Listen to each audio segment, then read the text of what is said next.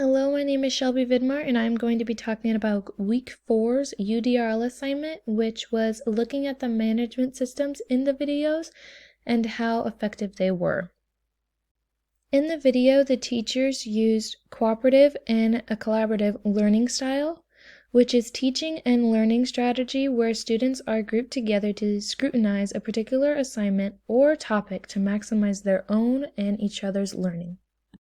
The higher level teachers taught in a cooperative and collaborative atmosphere by breaking the students up into groups. The teachers would explain the instructions and make sure all the students understood the purpose of the activities and answered all of the students' questions. The students would go into groups and start discussing the activities. The teachers acted like the conductors of the classroom by listening in on group discussions and commenting when they thought they needed to help the students and guide them through the activity. This is an image from video 5.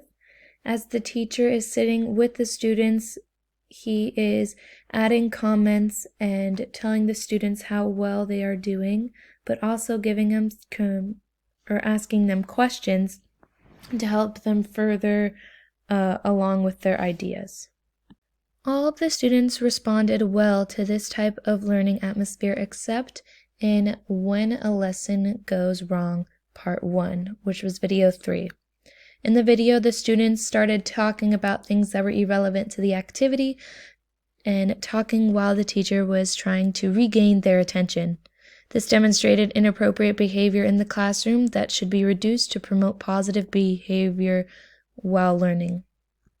An example of promoting positive behavior can be seen in a closer look at Toni Morrison's Beloved. That is in video 5.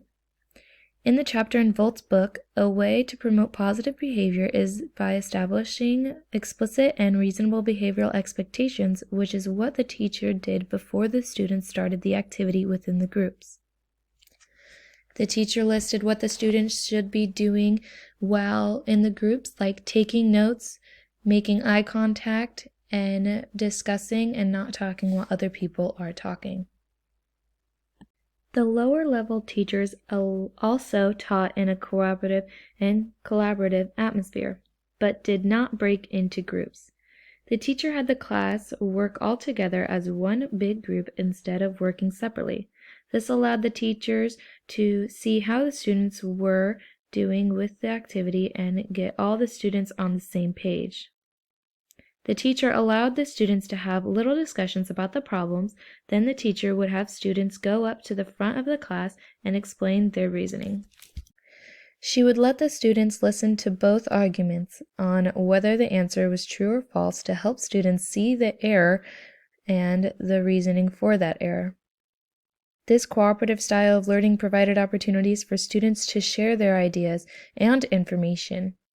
The teacher would also make sure the students were engaged throughout the lesson by having them put their thumbs up to either show they have the answer or understand what is being asked.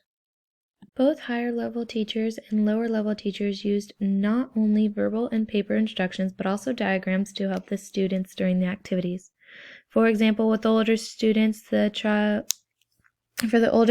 either made a chart on a whiteboard or a tree to help the students organize their information, and for the younger students, the teacher would use visual representation to show the question in different ways. The videos that were provided show how effective teaching in cooperative and collaborative atmospheres can be by allowing students to work together and exchange different ideas. The teachers acted as the conductors to guide the students by giving the students instructions and expectations to do and follow during the activities. This type of learning style allows students to have social interaction and to learn from each other, which propels students to learn. And this is my whole assignment all together.